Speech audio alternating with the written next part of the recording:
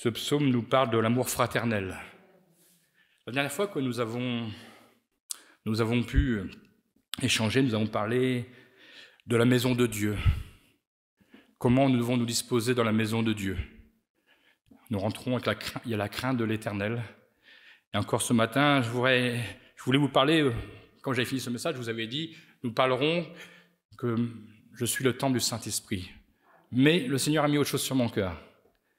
On va parler de l'amour fraternel, entre autres, mais le titre de mon message, c'est « Tous unis dans l'Esprit ». Je pense que nous devons rechercher l'unité de l'Esprit. Et lorsque nous recherchons l'unité de l'Esprit, alors nous croyons que la bénédiction de Dieu va tomber, va descendre. Elle descend verticalement. Elle ne monte pas de la terre jusqu'au ciel, c'est le ciel qui nous envoie sa bénédiction. On va faire la lecture. Oui. Voici ô qu'il est agréable, qu'il est doux pour des frères de demeurer ensemble. C'est comme l'huile précieuse qui, répandue sur la tête, descend sur la barbe d'Aaron, qui descend sur le bord de ses vêtements. C'est comme la rosée de l'Hermon, qui descend sur les montagnes de Sion, car c'est là que l'Éternel envoie la bénédiction, la vie pour l'éternité. Amen. Dans ma Bible, ce psaume est intitulé « L'amour fraternel ».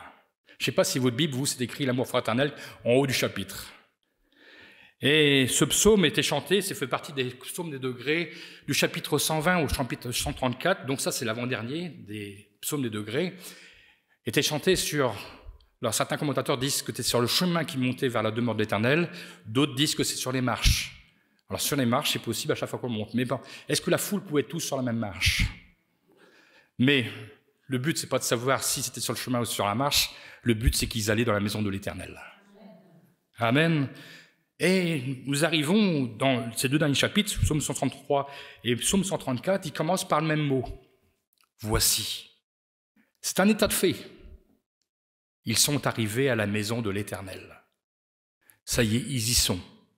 Voici, ô qu'il est agréable, qu'il est doux pour des frères et sœurs, ne sentez pas exclus, de demeurer ensemble. Le peuple d'Israël était dispersé. Il attendait ce moment de se retrouver dans la maison de Dieu. Comme nous aimons ce moment de nous retrouver dans la maison de Dieu. Le peuple d'Israël était dispersé, et lorsque nous lisons le chapitre 120, c'est la prochaine lecture logiquement, le psaume 120, juste un verset, le premier de degré, on peut comprendre que pourquoi ils aiment tant aller dans la maison de Dieu. Parce qu'ils sont dans le monde, comme nous sommes dans le monde toute la semaine. Et lorsque nous lisons le psaume 120 au verset 6, il nous est dit, que dit ce psaume? « Assez longtemps mon âme a demeuré auprès de ceux qui haïssent la paix. » Assez longtemps, mon âme a demeuré auprès de ceux qui haïssent la paix. Ils n'étaient pas dans la maison de Dieu, ils étaient en route vers la demeure. Nous sommes dans ce monde. Nous sommes confrontés à toutes sortes d'injustices, de comportements qui ne sont pas à la gloire de Dieu. Le monde est ce qu'il est, il ne connaît pas la vérité. Même le mensonge pour eux, c'est la vérité.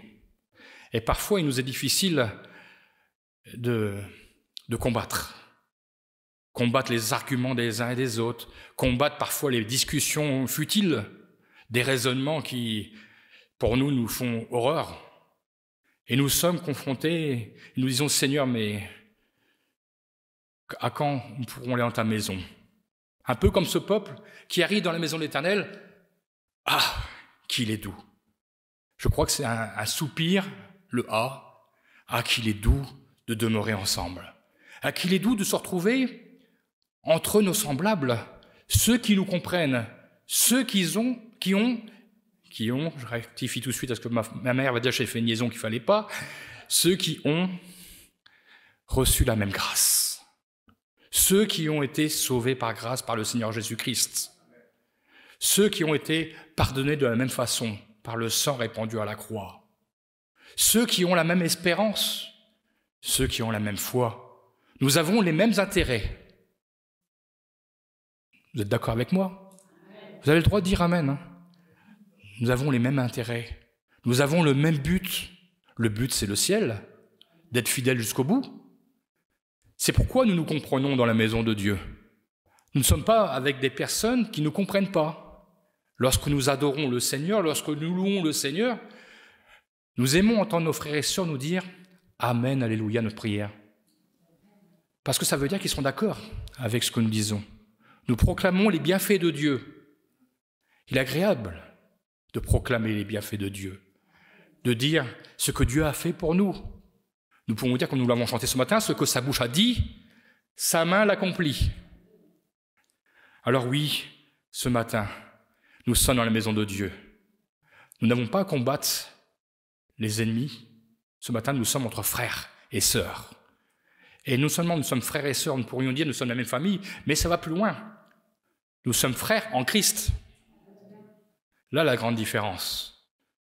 Dans les familles, il peut y avoir des chamailleries, parce qu'il y en a qui ne connaissent pas le Seigneur, d'autres connaissent parfois même, il y a des chamailleries quand même, mais nous avons le Seigneur. Nous sommes frères en Christ qui nous donne de pouvoir supporter tout. Vous êtes d'accord avec cela? Est-ce que ce matin, nous voulons saisir l'opportunité d'être unis? Nous sommes unis en Christ. Christ est le chef de l'Église. Christ a fait de nous son corps. Nous sommes membres les uns les autres du corps de Christ. Tous les membres sont bien articulés les uns avec les autres. Et un membre ne peut pas fonctionner sans l'autre membre. Il faut cette unité. Mais pour qu'il y ait cette unité, il faut que le corps marche ensemble. En regardant à Christ, qui est la tête, qui coordonne tout correctement. Oui, c'est pourquoi nous levons les yeux vers Christ encore ce matin, parce que nous voulons marcher dans cette unité qui honore Dieu et qui le glorifie. Tu peux me mettre le prochain texte, ça va me donner des idées.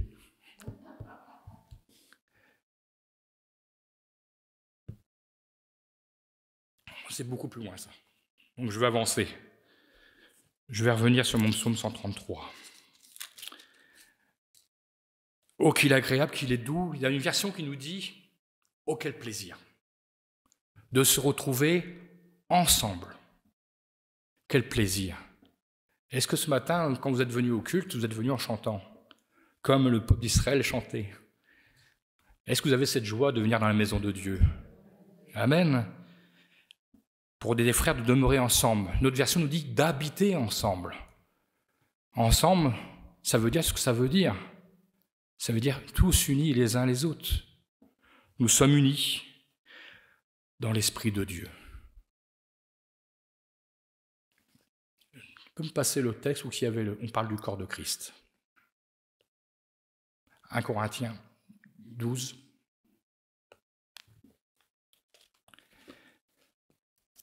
Voilà. Voilà ce que fait l'unité de Christ.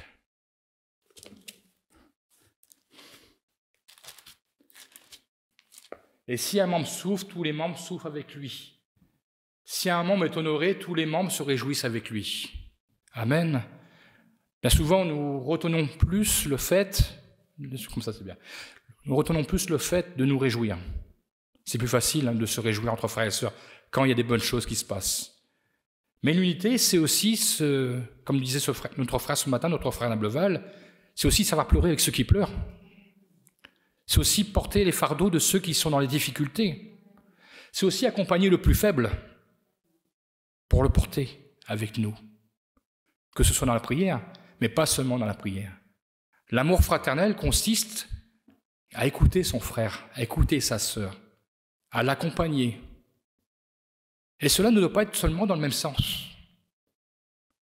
Vous savez, souvent on dit, on va voir notre frère, il va t'écouter, on va voir notre sœur. Mais nous sommes tous membres du corps de Christ, nous devons tous nous écouter les uns et les autres. Parce que nous avons tous à recevoir, nous avons tous reçu en abondance du Seigneur, et nous avons tous quelque chose à partager de ce que nous avons reçu. Et, je disais ce matin, nous sommes serviteurs et servantes du Seigneur. Tous. Nous sommes tous appelés à servir. Et parfois on dit, telle personne fait ce service, telle personne fait ce service. Et parfois, vous ne croyez pas que, pour une fois, ça est des petites choses. Merci Raphaël. C'est des petites choses, mais vous ne croyez pas que parfois, même au café, le petit café qu'on prend le soir, que ce soit une autre personne qui serve le café. Dire « Ah tiens, aujourd'hui, je vais servir le café à ta place. Je vais te servir. » C'est des petites choses. Mais ça fait partie de l'amour fraternel. C'est partie de la vie de l'Église. Alors, je vais reprendre. Merci Raphaël. Ça va être plus long du coup. Non, parce que j'ai déjà dit des choses, évidemment, puisque j'ai quand même préparé le message, heureusement. Et tout à l'heure, je vous le disais, nous avons un but commun, une joie commune. Nous avons un même héritage. Et nous avons le même esprit, un même Seigneur, un même Sauveur. Le Saint-Esprit a été donné à quelques-uns. Non, il a été donné à tous. Et c'est le Saint-Esprit ce matin qui a disposé nos cœurs à venir dans la maison. Même Léolia. Pourquoi je dis cela? Parce que Léolia, elle est venue de temps en temps, il y a quelques années maintenant déjà. Puis ce matin, elle me dit, je vais vous le dire, je suis content d'être là. Parce que j'avais envie de revenir dans la maison du Seigneur. J'avais envie de venir à l'église. Alors maintenant, elle va passer son permis, il faut prier pour qu'elle ait son permis. Parce qu'elle m'a dit, si quand mon permis, je pourrais venir. Ah, mais on ne va pas la laisser comme ça. Hein, on va l'accompagner. Et c'est ça l'amour fraternel. Accompagner ceux qui avancent. Vous savez, ce n'est pas ceux qui diront « je suis très fort » qui seront les meilleurs. Non, c'est celui qui reconnaît ses faiblesses. Et nous avons besoin d'accompagner les uns les autres. C'est ça l'amour fraternel. À ce matin, tu m'as fait plaisir. Quand tu m'as dit cela, je me suis dit, elle ne connaît pas vraiment véritablement le Seigneur, mais déjà, le Saint-Esprit a travaillé son cœur. Amen. Vous croyez que le Saint-Esprit travaille le cœur de vos familles qui ne viennent pas dans l'Église? Il en est capable. Dieu est sans limite. Nous l'avons chanté ce matin. De ce que nous imaginons. Nous imaginons beaucoup de choses. Nous pensons beaucoup de choses. Mais heureusement que Dieu ne pense pas comme nous. Et lorsque le Saint-Esprit agit, c'est avec puissance. Romains 8, 29. Bible du Semeur. Je prends la version Bible du Semeur et après je reviendrai dans la version. Vous ne l'avez pas? Moi je vais le lire. En effet, ce que Dieu a connu d'avance, il les a aussi destinés d'avance à devenir conformes à l'image de son Fils, afin que celui-ci soit l'aîné de nombreux frères et sœurs. Jésus, notre frère aîné. Avons-nous conscience que Jésus, notre frère aîné, il est notre modèle parfait. Vous savez, les enfants, souvent, le deuxième, c'est moi le deuxième. Le deuxième, il regarde les bêtises qu'il fait le premier, et il les fait mieux. Ils sont amplifiés. Mais ça marche aussi quand il y a des bonnes choses. Et là, nous voulons retenir les bonnes choses. Jésus est notre modèle parfait. Et c'est à lui que nous voulons regarder. Jésus était sans péché. C'est beaucoup plus facile de faire les bonnes choses. Nous voulons chercher à lui ressembler, à avoir les mêmes sentiments de compassion, d'humilité, d'amour qu'il nous a démontré tout au long de son ministère sur terre. Alors le Seigneur, quel modèle! Ce matin, je voudrais vous poser une question. Comment voyez-vous votre frère et votre sœur? Est-ce que nous les voyons comme ayant été sauvés de la même grâce? Est-ce que nous les voyons sauvés par le même sacrifice de Jésus? Est-ce que nous considérons pleinement qu'ils sont revêtus de la même nature divine que nous le sommes? Et c'est vrai, lorsque nous réalisons ces choses, et nous sommes à égalité, il n'y a pas de serviteur plus grand que l'autre. Nous sommes tous à la même hauteur devant le Seigneur. Et nous pouvons dire au Seigneur, oui, mon frère, ma sœur a besoin de moi, je vais prier pour elle. Et c'est pour ça que jeudi soir, sans le faire exprès, j'ai chanté ce petit chant. Quand tu pries, prie aussi pour moi. Et moi, je prierai pour toi. Nous avons besoin de prier les uns pour les autres. Et c'est aussi là-dedans, c'est dans la prière que nous retrouverons l'amour fraternel. Parce que le Seigneur voit que nous aimons nos frères et sœurs.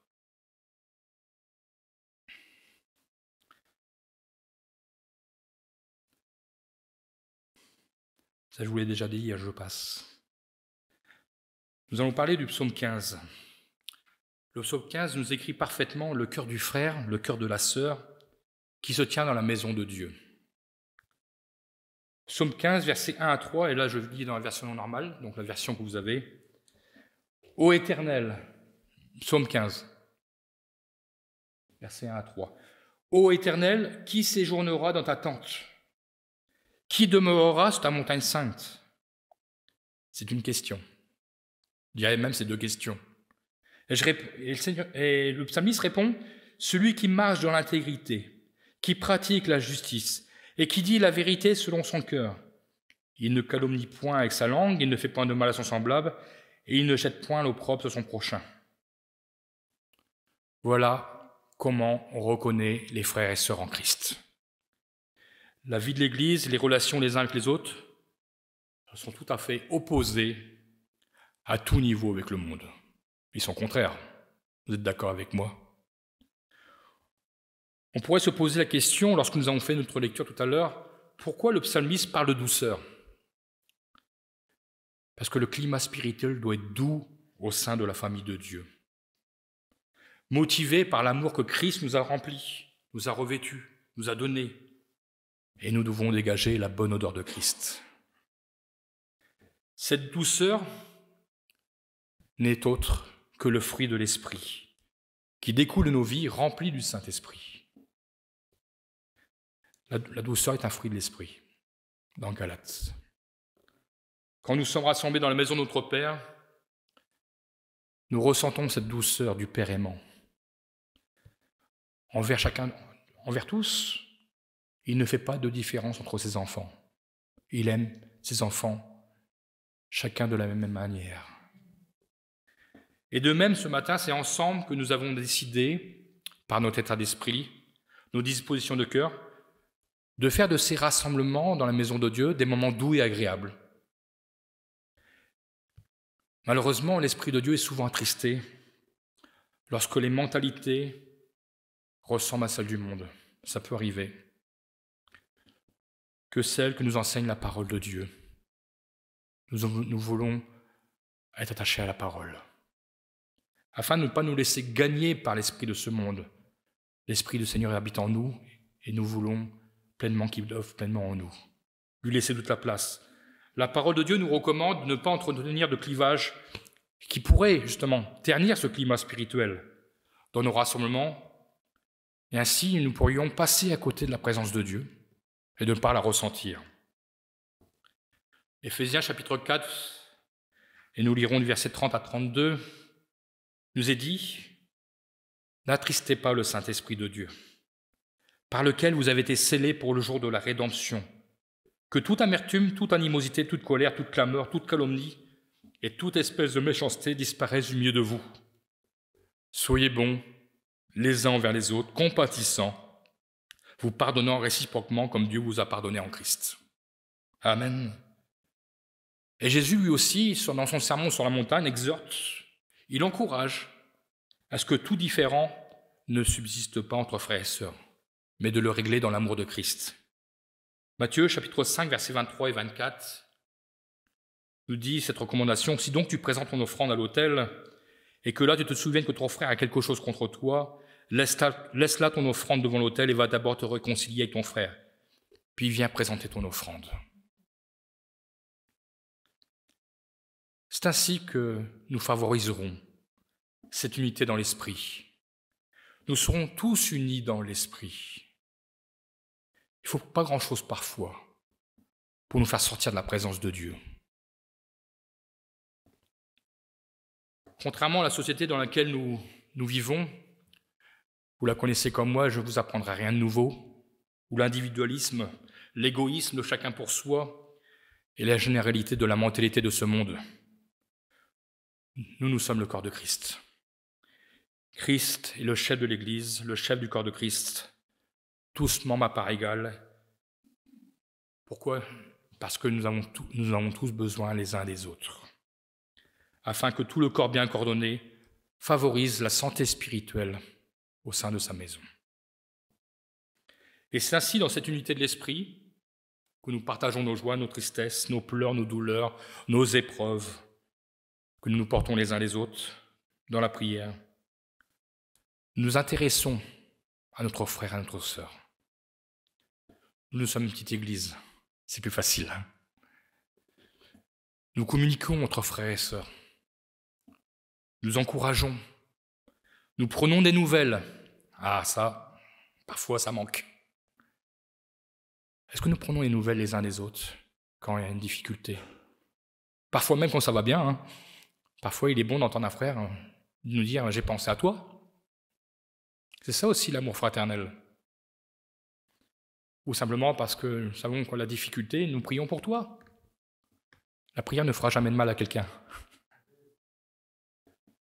Et lorsque nous prenons les nouvelles, nous développons notre compassion. Nous développons notre empathie, comme Christ nous l'a appris dans la parole.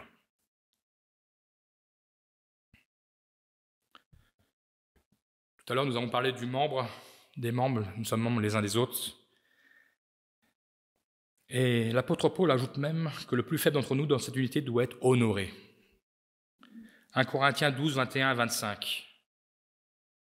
L'œil ne peut pas dire à la main « je n'ai pas besoin de toi », ni la tête dire aux pieds « je n'ai pas besoin de vous ». Mais bien plutôt, les membres du corps qui paraissent être les plus faibles sont nécessaires. Et ceux que nous estimons être les moins honorables du corps, nous les entourons d'un plus grand honneur. Ainsi, nos membres les moins honnêtes reçoivent le plus d'honneur, tandis que ceux qui sont honnêtes n'en ont pas besoin. Dieu a disposé le corps de manière à donner plus d'honneur à ceux qui en manquaient, afin qu'il n'y ait pas de division dans le corps, mais que les membres aient également soin les uns des autres. Amen. Il est bon d'honorer les plus faibles. Ils ont besoin du Seigneur. Comme nous avons besoin. Un membre ne peut pas fonctionner s'il y a une petite phalange là, qui fait mal, qui souffre. C'est tout le corps qui souffre. Hein. Ou alors vous êtes différent de moi. Hein. Lorsque nous prenons le pied de lit avec le gros orteil, ça fait mal ça. Hein. Est-ce que c'est seulement le gros orteil qui dit « il n'y a que moi qui a mal » ? Non, c'est tout le corps qui a mal. Et nous poussons un cri. Est-ce que nous sommes à ce point à crier quand un frère souffre? Bien sûr, nous crions au Seigneur. Nous ne crions pas pour crier. Nous crions « Tu vois, Seigneur, sa douleur. Tu vois sa souffrance. Il a tant besoin de toi. » Ça, c'est l'amour fraternel. Ainsi, dans cette disposition de cœur et d'esprit, nous bénéficierons de la bénédiction divine, de l'effusion puissante du Saint-Esprit au milieu de nous. Lorsque nous avons lu notre lecture d'introduction, versets 2 et 3, on nous parle de cette bénédiction. Premièrement, le psalmiste nous rappelle un des symboles de cette huile précieuse dans l'Ancienne Alliance. C'est comme l'huile précieuse qui, répandue sur la tête d'Aaron, descend sur la barbe d'Aaron. L'amour fraternel est comme cette huile précieuse. Cette huile excellente, cette huile qui avait servi à oindre le souverain sacrificateur Aaron. Cette huile qui ne servait qu'à cet usage et qui était unique. Et pourquoi elle était unique? Parce que c'est Dieu lui-même qui en avait donné la recette. Elle ne devait servir à aucune autre chose. Dieu avait composé l'huile comme il avait composé le parfum. Nous pouvons le lire dans Exode chapitre 30, versets 22 à 32 pour commencer.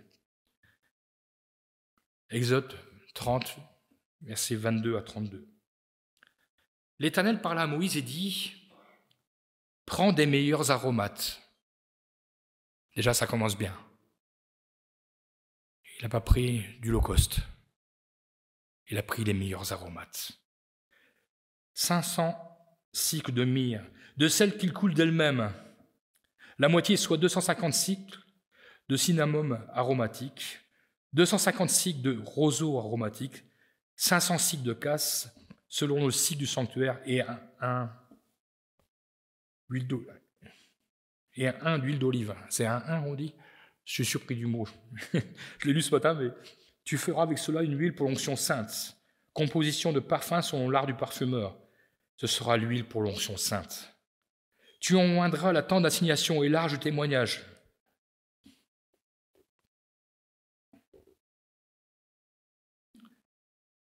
La table et tous ses ustensiles, le chandelier et ses ustensiles, l'autel des parfums, l'autel des holocaustes et tous ses ustensiles, la cuve avec sa base.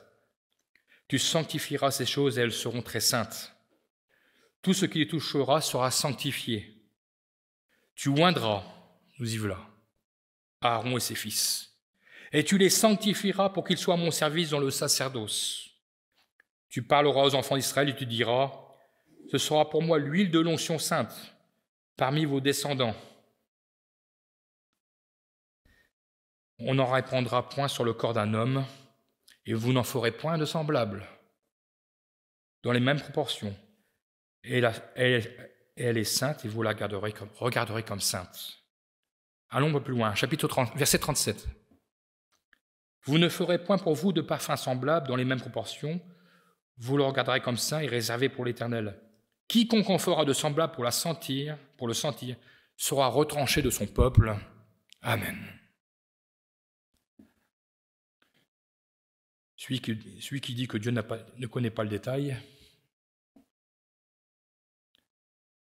certainement que cette huile sainte, ça devait être quelque chose. Quand Dieu fait les choses, il les fait bien. Mais il ne va pas prendre n'importe qui pour faire le parfum, ni l'huile d'onction. Dieu va choisir un homme du nom de Betsalel pour cette tâche que Dieu l'avait remplie de son esprit. Et nous pourrons dire un esprit d'intelligence et de sagesse. Exode chapitre 31, versets 1 à 5. L'Éternel parla à Moïse et dit, « Sache que j'ai choisi Betsalel, fils d'Uri, fils de Hur, de la tribu de Juda. Je l'ai rempli de l'Esprit de Dieu, de sagesse, d'intelligence et de savoir pour toutes sortes d'ouvrages. Je l'ai rendu capable de faire des inventions, de travailler l'or, l'argent et les reins, de graver les pierres à enchâsser, de travailler le bois et d'exécuter toutes sortes d'ouvrages. » C'est Dieu qui a qualifié Betsalel. C'est lui qui l'a rendu capable. Comment ? Par son esprit. Pourquoi ? Parce qu'il était bien disposé à recevoir l'Esprit de Dieu. Cet homme avait une disposition à la gloire de Dieu. Sinon, Dieu ne l'aurait pas choisi. L'huile d'onction, c'est aussi le symbole des richesses de la vie divine. Et pour nous aujourd'hui, c'est le symbole du Saint-Esprit. Et Dieu veut la répandre sur la vie de tous ceux qui sont rassemblés en son nom, tous ceux qui sont venus pour adorer le Père en esprit et en vérité. Le Saint-Esprit est un des plus grands trésors que l'Église puisse posséder. En sommes-nous conscients? Et Dieu veut la donner à son peuple, réuni, pour montrer la valeur précieuse de ces rassemblements et de cette unité qui nous lie les uns aux autres. Rappelez-vous de la première Église? Je vous ai dit à persévérer dans l'enseignement de l'apôtre, dans la fraction du pain, et pas seulement, dans la communion fraternelle. Ils étaient tous ensemble, unis d'un même accord. Et ils étaient où? Assidus au temple. Ils partageaient le même amour pour Dieu. Ils partageaient le même amour pour sa parole. Ils partageaient la même crainte respectueuse de Dieu. Et on pourrait se poser la question, alors comment travailler le Saint-Esprit au milieu d'eux? Et c'est ce qui nous manque, parfois, dans nos églises. Il se faisait des miracles et des prodiges au milieu d'eux. Dieu répandait sa bénédiction par le Saint-Esprit. Nous ne devons pas nous passer de la bénédiction de Dieu. C'est pourquoi nous ne voulons en aucun cas nous priver volontairement de la maison de Dieu. Nous priver volontairement de la maison de Dieu, c'est nous priver aussi de la communion fraternelle, en nous privant des rendez-vous que Dieu nous a donnés. Il nous attendait ce matin dans sa maison. La communion fraternelle est une force pour l'Église. Cette communion fraternelle, on pourrait dire qu'elle est sacrée aux yeux de Dieu, comme l'était l'huile précieuse. Prenons soin de cette huile précieuse que le Seigneur nous a donnée. L'Ecclésiaste il parlera de cette huile qui peut être infectée. Ecclésiaste chapitre 10, verset 1. Les mouches mortes infectent et font fermenter l'huile du parfumeur. Un peu de folie l'emporte sur la sagesse et sur la gloire. Là, le Seigneur nous appelle à la négligence, à ne pas négliger ce que le Seigneur nous a donné. Quelque part, à entretenir le Saint-Esprit. Si nous entretenons le Saint-Esprit, il n'y aura pas de mouche morte. Notre huile ne sera pas infectée.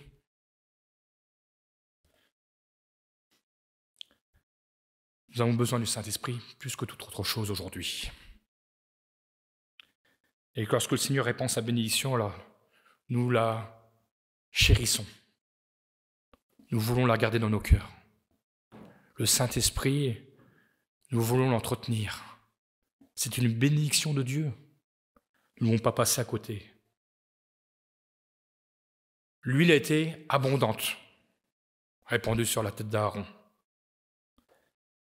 Le Saint-Esprit veut répandre sa bénédiction en abondance. Comme cette abondante huile répandue sur la tête d'Aaron, jusqu'à se répandre jusqu'à ses vêtements. D'abord sur la tête, lieu où réside l'esprit de l'homme, et aussi son intelligence. Dieu ainsi commence par régénérer parfaitement l'esprit de celui qui se confie en lui, par l'action bénie du Saint-Esprit. Alors quand le Saint-Esprit dirige, nous sommes étonnés de voir ce qu'il est capable de faire avec nous. Je le disais il n'y a pas longtemps, nous pouvons avoir de grands projets, mais s'ils ne sont pas conduits par l'Esprit de Dieu, ils ne servent à rien. Et par contre, il peut y avoir des petits projets qui sont un miracle pour Dieu, parce qu'ils sont conduits par lui. Que le Saint-Esprit dirige nos vies, que notre esprit soit pleinement imprégné par le Saint-Esprit. David va parler dans les psaumes à plusieurs reprises de cette huile précieuse. Psaume 23, verset 5. David dira « Tu oins d'huile ma tête et ma coupe déborde. » Et encore dans le psaume 92, 11. « Et tu me donnes la force du buffle, je suis arrosé avec une huile fraîche. » À l'huile de Dieu, le Saint-Esprit de Dieu, quand nous le recevons, c'est une bénédiction. Nous voulons de cette huile fraîche ce matin.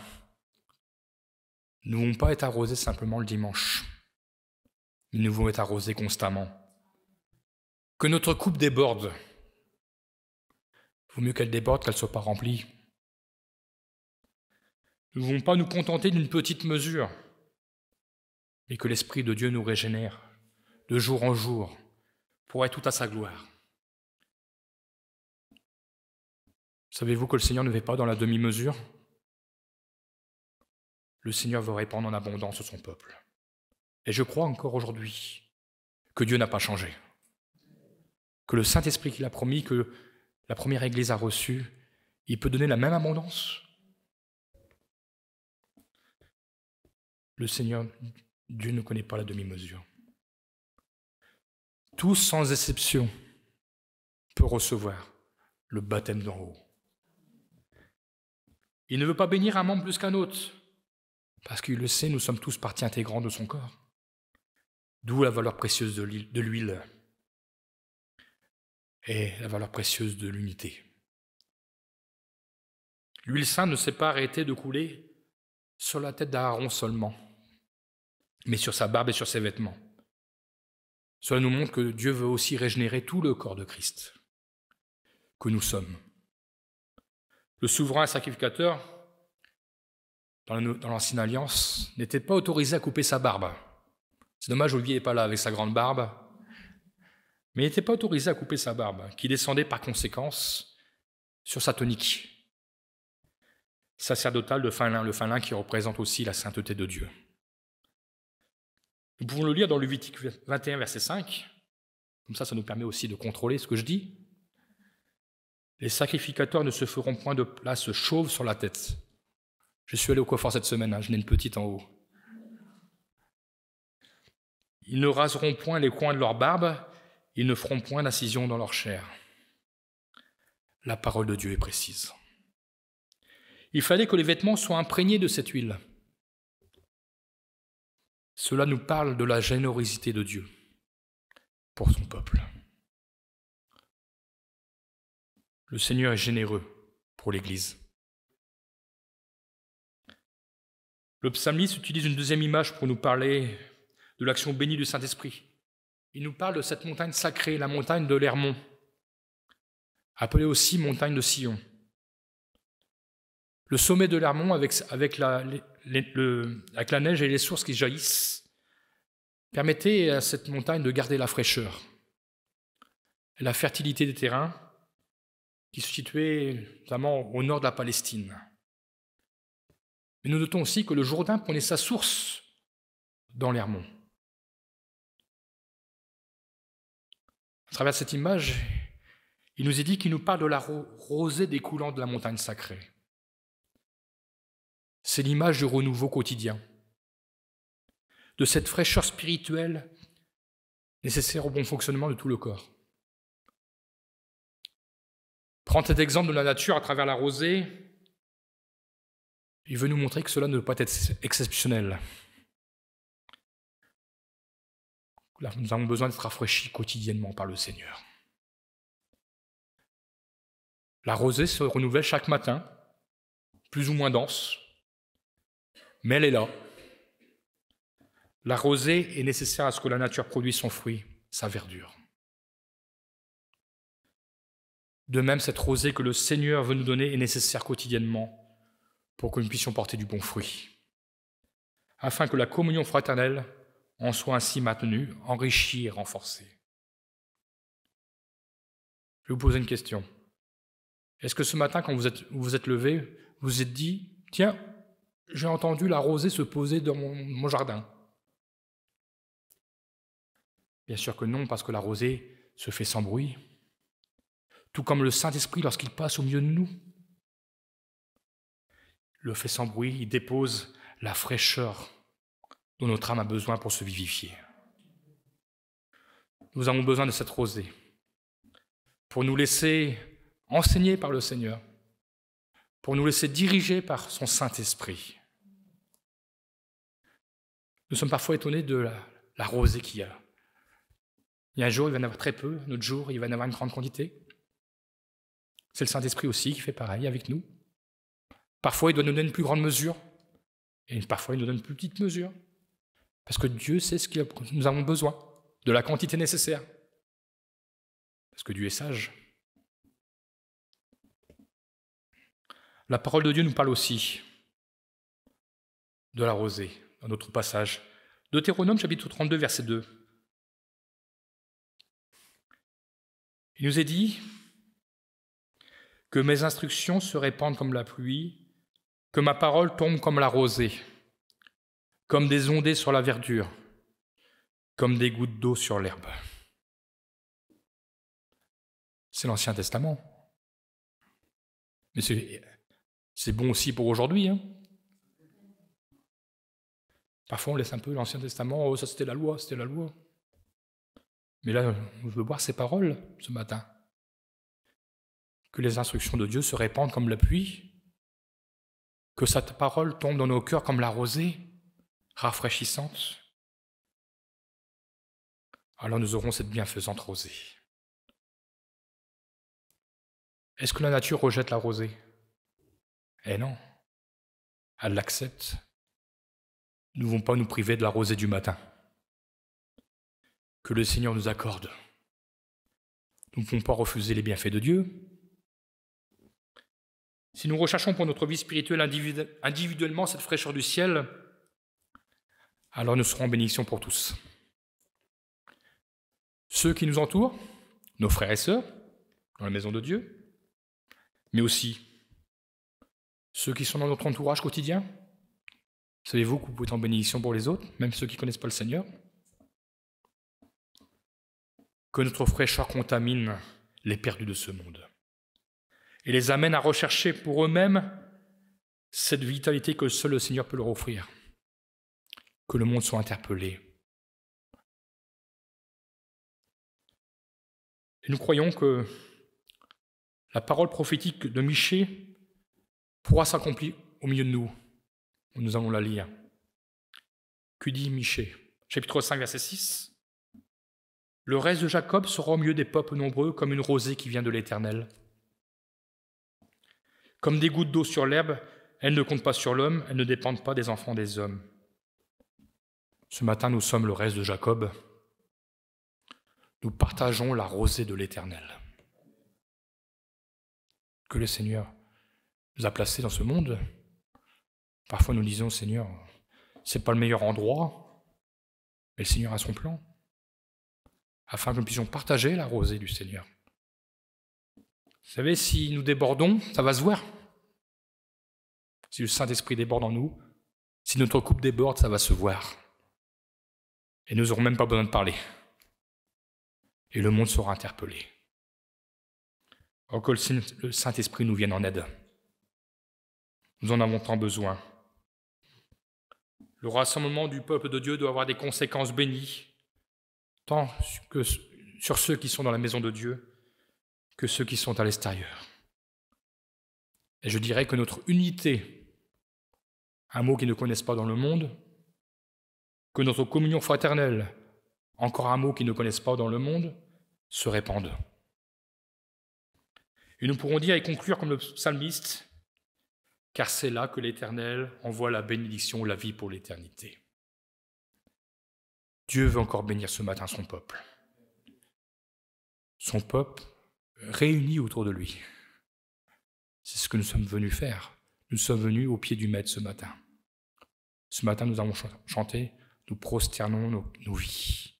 Nous prosternons nos cœurs, nous inclinons nos vies. Est-ce que c'est à la disposition de nos cœurs ce matin? Nous ne voulons pas seulement chanter des paroles, mais nous voulons les vivre. Alors restons unis, tous unis, dans l'Esprit de Dieu. Un chant nous dit, vous le connaissez certainement, que ce chant, que tous unis dans l'Esprit, et que ce qui divise ne soit plus. Et que nous dit le refrain, et le monde verra que nous sommes chrétiens. À cause de quoi? À cause que l'amour de Christ qui est répandu en nous, l'amour que nous portons. Le chant nous dit l'amour dont nous sommes empreints. Nous voulons ce matin que l'huile descende même sur nos vêtements, même si nous sommes bien habillés. C'est pas grave. Mais c'est pas la même huile, c'est la huile du Saint-Esprit. Parce que quand le Saint-Esprit visite un cœur, une vie, c'est une grâce. C'est un miracle. Parce que le cœur est disposé, il reçoit. Parfois le Seigneur bénit en son temps. Il ne faut pas s'inquiéter. Parfois nous réclamons le Saint-Esprit, il ne vient pas. Certaines personnes pourraient dire, mais je suis fidèle, je suis disposé. Le Seigneur va bénir. Le Seigneur veut nous voir persévérer, veut voir la soif du Saint-Esprit. Il continuera, il bénira. C'est une assurance que le Seigneur nous a donnée. C'est une promesse. Est-ce que Dieu a déjà fait des promesses en l'air? Non. Alors, nous appuyons sur les promesses du Seigneur. Et vous savez, dans cette unité, vous savez, parfois, quand tout le monde se tient la main, nous contaminons, nous laissons le canal de Dieu passer. Et parfois, il est bon, dans cet amour fraternel, d'encourager. Nous n'avons peut-être pas la main, mais il faut aller encourager.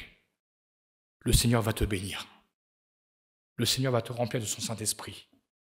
Sois disposé, reste disposé. Et le Seigneur va agir. Attendons-nous ce matin, dans cette disposition de cœur d'esprit, à recevoir la bénédiction du ciel. Nous sommes dans l'attente.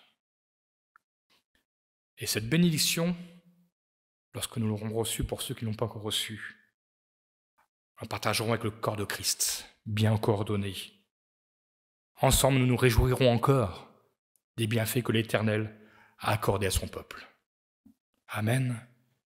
Que le Seigneur nous bénisse et à lui soit toute la gloire. Ah, il est bon. Il est bon de se trouver dans la maison de Dieu. L'Église persécutée voudrait avoir ce bonheur. Je pense que lorsqu'ils sont ensemble, l'Église persécutée, qu'ils ont ces brefs instants, je pourrais dire, qu'ils sont ensemble, je crois qu'ils pourraient chanter ces psaumes des degrés, les vivre pleinement. Ah, qu'il est doux, qu'il est agréable. Et ils étaient avec ceux qui les haïssaient, qui les persécutaient, mais ce moment béni, ils sont avec les frères et sœurs. Alors oui, nous avons un grand privilège et nous n'en sommes pas conscients. Nous sommes libres en Christ. Et là où il y a la liberté de Christ, il y a l'Esprit de Dieu. Amen. Prions ensemble. Amen. Merci Seigneur mon Dieu parce que nous aimons ta parole. Nous aimons ta parole parce qu'elle est précise, parce qu'elle nous dit la vérité, parce qu'elle ne nous cache rien. C'est vrai Seigneur mon Dieu, nous voulons marcher dans l'unité de l'Esprit, tous unis. Pourquoi ? Parce que nous avons soif de toi. Nous voulons goûter aux richesses les meilleures. Et c'est vrai, nous aurions pu en parler, nous voulons aspirer aux dons les meilleurs. Parce que Seigneur mon Dieu, tu donnes en abondance. Tu veux donner, Seigneur mon Dieu. Et encore ce matin, c'est mon Dieu.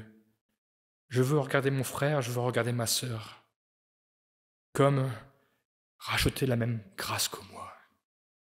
Quel bonheur de savoir que nous avons un Sauveur merveilleux, qui n'a pas hésité à monter à la croix. Ce matin, nous sommes rassemblés au milieu, tu es au milieu de nous. Tu visites nos cœurs.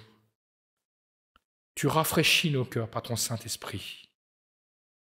Nous avons besoin de cette fraîcheur qui se renouvelle jour après jour. Nous le savons, ta parole nous le dit, les bontés de l'Éternel ne sont pas épuisées. Le ciel n'est pas épuisé. Tu veux bénir. Mais Seigneur mon Dieu, nous voulons avant toute chose te rendre gloire. Nous voulons honorer le Dieu des cieux, qui du haut de son trône envoie encore aujourd'hui la bénédiction du ciel. Envoie encore son Saint-Esprit pour nous venir en aide. Nous fait la grâce d'être assistés pour avancer dans le chemin. Qui nous fait la grâce de nous aider jour après jour, d'être à nos côtés, même dans les difficultés. Il est là, il nous conseille. Il nous rappelle ta parole. Il nous rappelle ce que tu nous as enseigné. Ô Seigneur, ce matin, merci pour le Saint-Esprit. Mais Seigneur mon Dieu, que ma coupe déborde.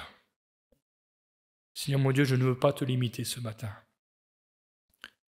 Déverse en nous ton huile sainte et nous verrons ta gloire.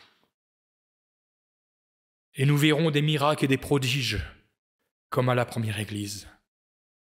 Merci parce que tu en fais encore aujourd'hui. Nous l'avons vu, mais nous en voulons encore, afin que ton nom soit glorifié, afin que ton nom soit élevé et que le monde sache que tu es vivant, que tu agis parfaitement, que nous avons un grand Dieu, un Seigneur sans limite.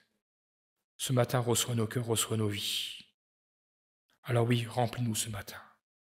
À toi toute la gloire. Amen.